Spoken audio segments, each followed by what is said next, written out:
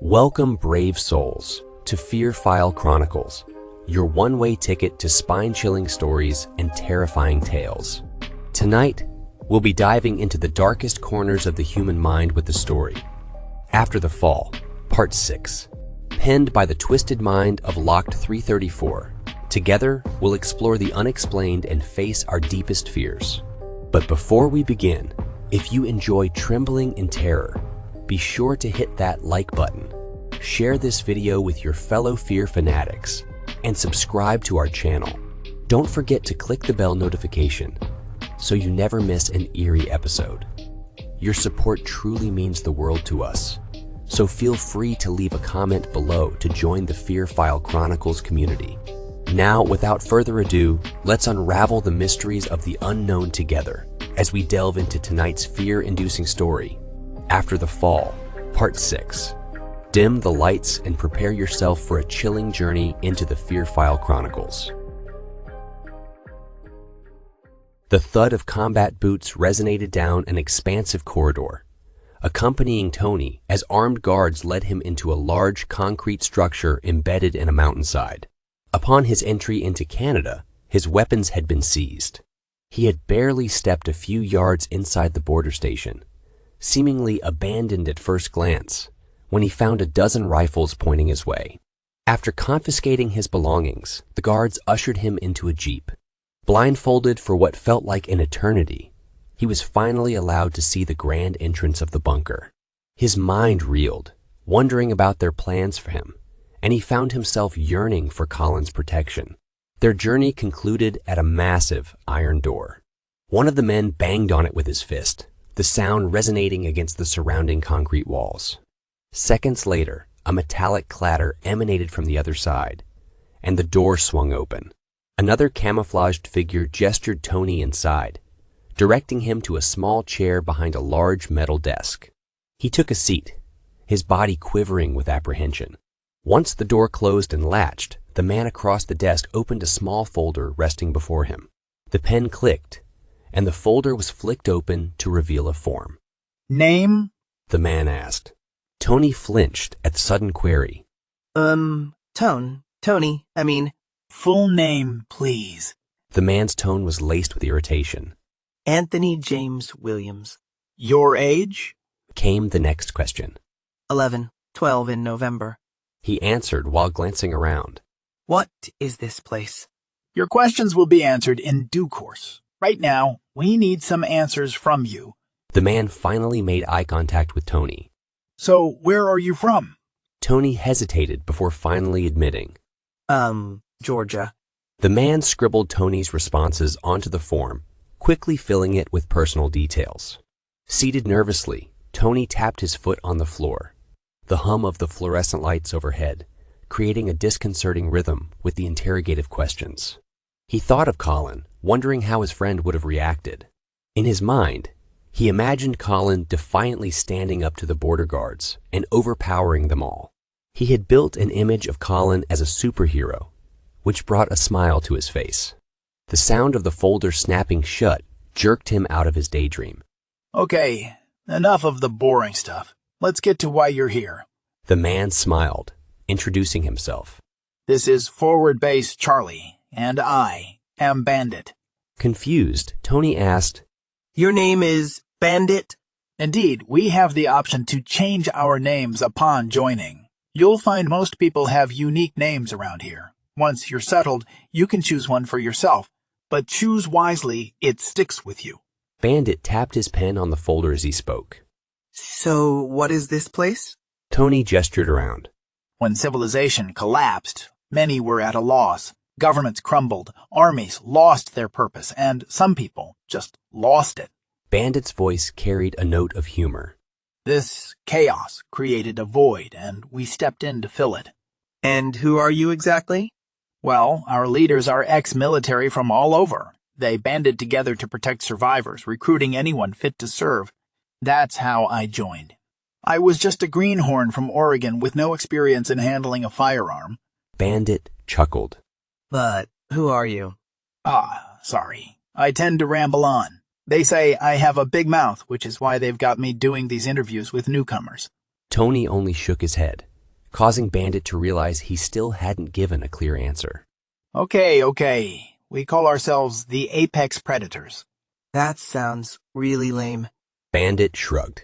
I didn't choose the name. Some old-timer did. They believed there are two types of people, predators and prey. They wanted us to be the apex of predators. Get it? Tony rolled his eyes. Most of the guys I've seen so far are barely older than me. And you're what, 15? Bandit looked offended. 16, actually. He then guided Tony out of the cramped room and further along the hallway. They arrived at a large window overlooking a desk. Behind it, shelves of various supplies were presided over by a young Hispanic girl. Bandit slid Tony's folder through a slot near the window.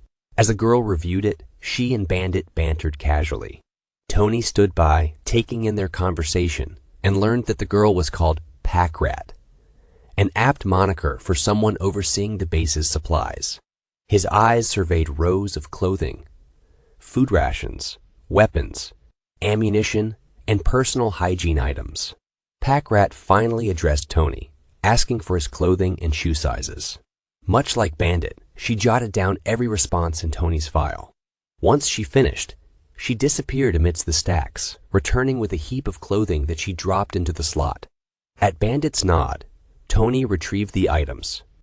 3 tan t-shirts, 3 digital camouflage button-down shirts, matching pants, and a pair of black combat boots. Inside the boots, he found rolled-up socks and underwear.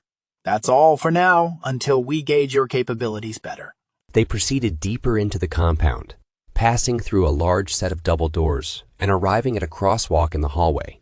Taking a left, they reached another door leading to what Tony could make out as a barracks through the small window. Bunk beds lined the room, with young men dispersed among them, some reading, some playing cards, some sleeping, and some cleaning rifles. The longer Tony observed, the more he noticed the similarity in their ages. Bandit held the door open, gesturing Tony inside. After you. Stepping in, Tony could barely see over the pile of clothes. He looked at the boys around him, all of whom had paused to watch him. The room held its breath as Tony's discomfort grew. Bandit introduced Tony before turning to leave, instructing them to show the newbie around. Everyone remained frozen, especially Tony. In this new world, caution was paramount, and Tony felt like he was facing a T-Rex, remaining as still as possible to avoid an attack. He wanted to vanish, to find a hiding spot from the penetrating stares of every boy in the room. Suddenly, a hand patted his shoulder, making him jump. A dark-haired Caucasian boy laughed before removing his hand. Haha. Sorry about that. He said between chuckles. I remember being just as jumpy when I first got here. Yeah. Tony forced a laugh. The boy extended his hand. Name's Duke. Tony shook the offered hand. Duke, huh? Rubbing his close-cropped hair, Duke gave a weak laugh. Yeah, some of the guys chose it for me. They thought I sounded like one of those Duke boys from that old TV show. Tony shook his head. I've never seen it. Well, you won't get the reference then. Anyway, let me show you around. Duke said, guiding Tony down the pathway between the rows of beds. Duke wove his way through clusters of people, identifying each by their unique monikers. There was Skinny, a particularly slender Middle Eastern boy. Tetz wasn't from Texas, but the name had latched onto him regardless. Hot Rod, Flex, Rabbit, Joker, Fox, Bug, Wolf, and Mac.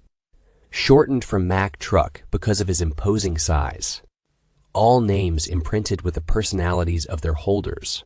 Tony began to perceive the significance of this name-giving tradition. They appeared delighted to shed their old identities, as though they were clambering out of some personal hell. This spurred Tony's thoughts towards his own prospective name. Lost in his musings, he missed several introductions, only snapping out of it as they neared the bathroom. Duke's voice punctured his reverie. This room houses the showers and toilets. We've got 2 rules. If it's yellow, let it mellow. If it's brown, flush it down. We have to conserve water. Tony chuckled at the quaint phrasing, and Duke added, Twice weekly showers, Mondays and Thursdays. Again, for water conservation. Shrugging off his discomfort, Tony responded, I'm used to showerless days, so that won't bother me. Yeah, we all had that mindset when we arrived. Duke's fingers absent-mindedly scratched at his head, his gaze downward. So, how long did you survive out there? Tony's eyes unfocused, memories of the past year and of Colin flooding his mind. I managed the first month alone after the fall. I had company for the year following. He, just didn't make it here. A sorrowful shake of Duke's head. I'm sorry. It's okay. We nearly made it. Some jerk tried to mug us just outside the border. My friend stopped him, but got shot. Tony's foot nudged the concrete as he spoke. That's rough. But you're here now and we look out for one another. Duke's firm hand clapped on Tony's back, instilling a warmth in him. A small chuckle slipped from his lips at the prospect of safety. With Colin gone, he doubted it would ever return. But the people here seemed decent. Duke led him to an empty bed. Tony stored his clothes in the footlocker and unrolled his bedding, preparing his bed just as Bandit returned. Lights out. Big day tomorrow, ladies. Bandit called out, and the room was engulfed in darkness. The next morning, a trumpet's blare disrupted the peaceful sleep of the room. A hulking figure loomed in the doorway, a young man playing the instrument at his side. With the final note fading, the man issued instructions to dress and gather in the training area. Tony scrambled to dress, his eyes anxiously tracking the boys who left through the doors. He didn't want to be left behind, clueless about the training area's location. While Tony wrestled with his bootlaces, Duke stepped in to assist. Once Tony was ready, Duke reassured him he wouldn't be left to fend for himself. Tony thanked him, a pang of sadness echoing in his chest, as Duke's compassion reminded him of Colin. He tried to conceal his emotion, forcing a smile as they departed the barracks. Upon exiting the rear door of the hall, they emerged into a vast open area, encased by towering concrete walls. Tony's eyes scanned the arena in the hazy daybreak, estimating the wall to be at least 20 feet high. The field, the size of a football pitch, was strewn with ropes, ladders, ramps, tires, and metal bars. Recognition dawned on Tony. This was an obstacle course. The boys organized themselves into rows of 6. Tony found a spot next to Duke. Duke pointed towards the man who had woken them, hinting that he was of importance. For those unacquainted, I'm Sergeant Buzzkill. You will address me as Sir, understood? A deafening chorus of "Yes, sir" reverberated around the arena. Startled, Tony flinched. Dissatisfied with the response, the sergeant bellowed again. I'm sorry. I thought I asked you a question. Tony joined the chorus this time, his voice adding to the resounding, Yes, sir. Sergeant Buzzkill's pacing halted as his gaze landed on Tony. His large frame parted the sea of boys, coming to loom over Tony. His intense gaze bore into Tony's, one forged in the fires of combat. He remained silent, seemingly scrutinizing the new recruit. Worry churned within Tony, his mind buzzing with uncertainty. As his eyes darted to Duke, the sergeant roared. Don't look at him. Look at me. Tony stiffened, meeting the sergeant's gaze. Your name, boy? The sergeant demanded. It's, Spit it out. The sergeant barked. It's Tony, sir. The sergeant smirked. No. Your real name, boy? Tony hadn't decided on a name yet, and his mind raced for an answer. The onlookers awaited his response, the sergeant leaning in closer, deriving pleasure from Tony's discomfort. In that moment, Tony yearned for the comfort of the cabin with Colin. He longed for a do-over, a chance to escape the fear that was creeping back. The sergeant's impatient bellow brought him back. Well, boy, what is it?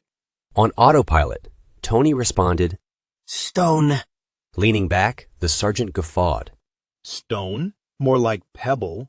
The boys echoed the sergeant's laughter, all but Duke, who was silenced by a raise of the sergeant's hand. Very well, Stone. He finally said, making his way back to the front. Duke's elbow nudged Tony, a grin spreading across his face.